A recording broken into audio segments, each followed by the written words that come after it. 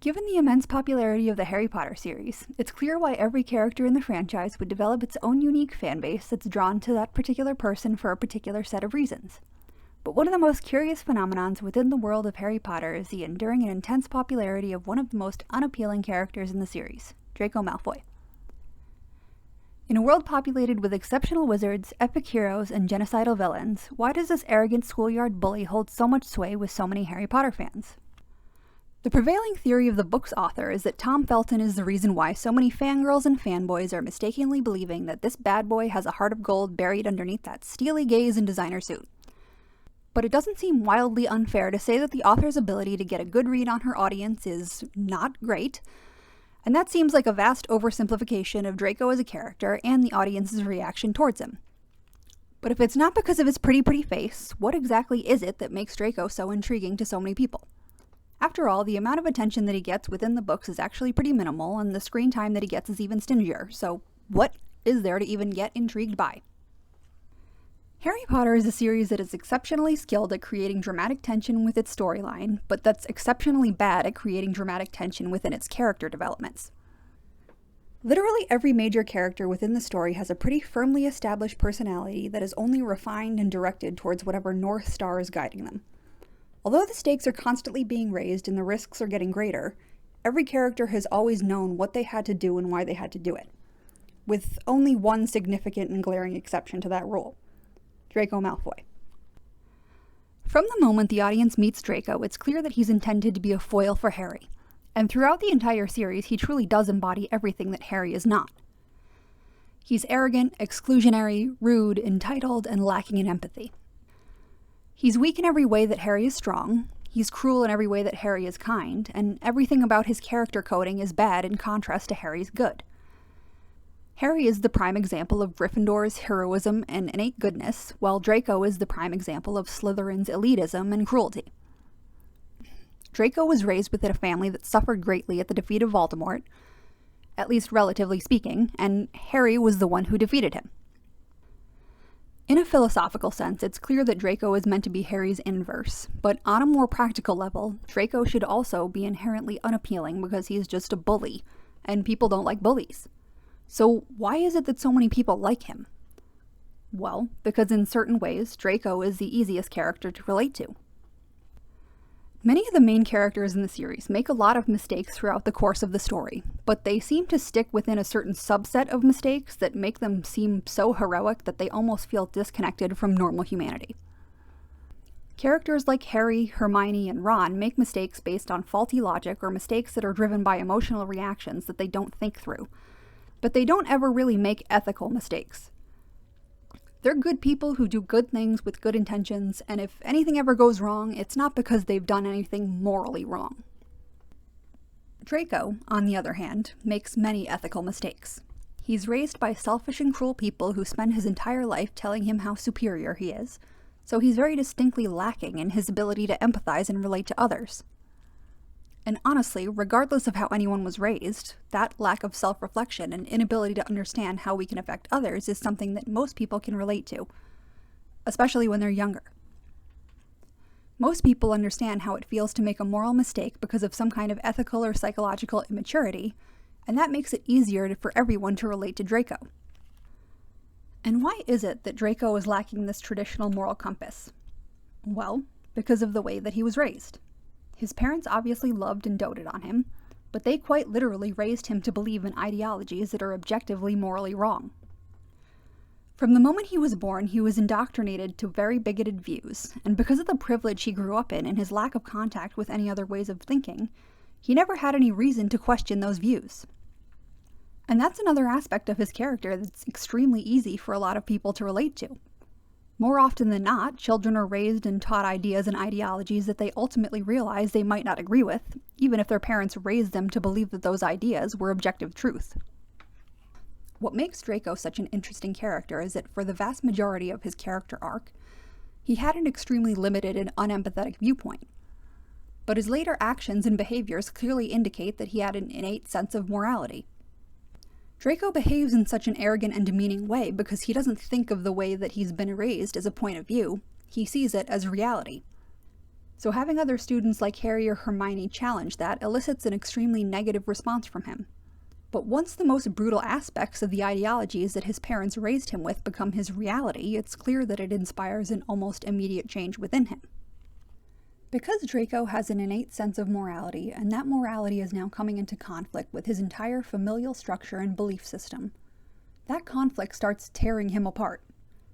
And honestly, while conflict is not a prerequisite for a character to be interesting, creating character conflict and tension that needs to be resolved will always inspire intrigue and interest in an audience. Easy isn't often interesting, and in a fictional world where every character's motivations are well defined from start to finish, even if those motivations weren't revealed until the end of the series, it's easy to see why Draco stuck out in the crowd. It's clear that almost immediately after becoming a Death Eater, Draco's sense of what he should do is thrown into disarray. And of course, why wouldn't it be? A lot of Draco's fans refer to him as the boy who had no choice, but that actually doesn't seem like a very accurate representation of Draco's status by the end of the series. On the contrary, it seems like he's the only character with choices. It's just that all of his options are terrible ones. When we see most of the other characters, there's never any question of what they should do or will do. While what they must do or will try to do is very difficult to actually accomplish, it's never a very difficult choice for them to make. They can either fight for their friends and loved ones, or let Wizard Hitler take over the world. For many of them, the only options are to either fight Voldemort or die. But the decisions that Draco has to make are actually far more complex. As the audience, we all know that Draco doing the right thing would mean rebelling against the Death Eaters, joining the good guys, and not killing Dumbledore. But if anyone were asked a hypothetical question about killing someone they barely knew, or possibly letting their family die or getting themselves killed, it's clearly not an easy answer. In fact, many people would choose to let a near stranger die in the place of someone that they loved. Draco's character arc is compelling both because he is forced into an insanely difficult choice, and because he's arguably the most ill-equipped character to handle this kind of decision. His internal moral compass is something that he has literally just discovered, and he now has to make the most difficult choice that any of the characters have had to make in the series. And what muddies the water even further is that while the immorality of murder is a moral absolute, Draco's relative life experience is entirely diametrically opposed to the experiences of any of the other main characters.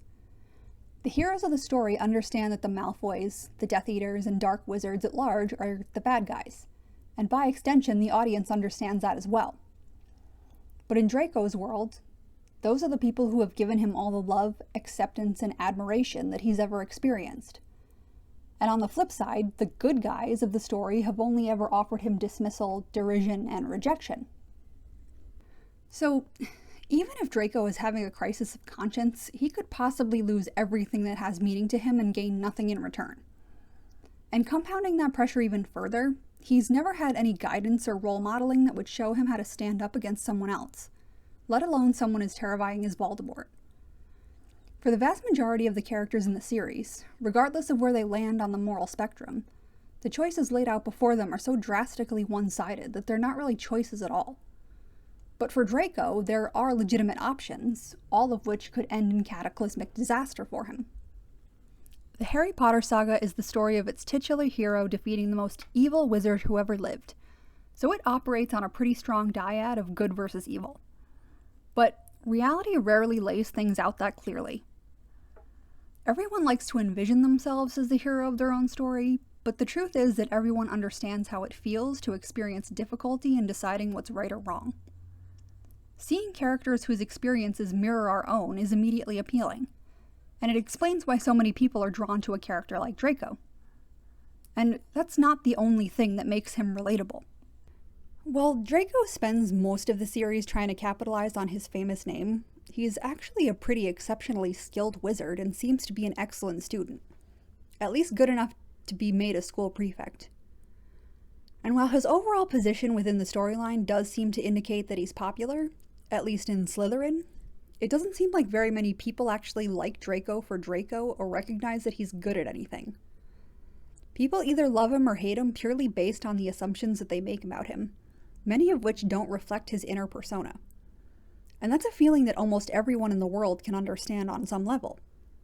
Everyone wants to feel seen, and everyone knows how it feels to work hard at something and feel like that work is unrecognized. Everyone fears rejection, so even if Draco's overly defensive posturing is unappealing, the emotion that exists behind it speaks to the heart of many Harry Potter fans.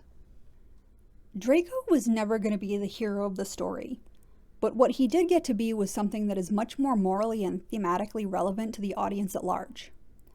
No, he didn't get the redemption arc that many of his fans may have been hoping for, but the end result of his character may have been something much better. Draco did eventually grow, change, and evolve as a person. But what makes his ultimate about-face even more interesting is that he did it despite the fact that there was really nothing in it for him. He didn't do anything because he wanted the world to see him as a hero for once, or because he wanted to be liked, or even because he just wanted to show up Harry Potter. He did it because he genuinely reflected on his own behaviors, attitudes, and beliefs, and he decided that he no longer agreed with what he thought before.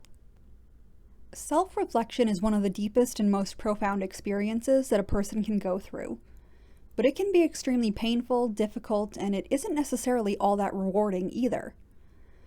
So the fact that a character like Malfoy made that choice and came out the other side of it as a better person is actually pretty inspiring. Deciding to be a better person just because you want to be, not because there's something to be gained from it, is an incredibly powerful message. And beyond that, the thought that someone who started off where Malfoy did would actually make that choice, even when he has a lot to potentially lose because of it, makes his character even more dynamic and complex. It's something that speaks to so many people on such a fundamental level because it demonstrates that just because mistakes have been made in the past, that doesn't mean that they need to be repeated. And one doesn't have to be born good in order to become good. Draco Malfoy obviously wasn't a character who was created with the intention of gaining many fans, but the intention behind the character is irrelevant. Draco is an incredibly flawed individual who goes through some very serious growing pains, and who often doesn't make the right decisions. But in a fictional world filled with characters whose development seem to travel from point A to point B with nary a bump in the road, it's easy to see why the snobby rich kid with the famous name became such a fan favorite.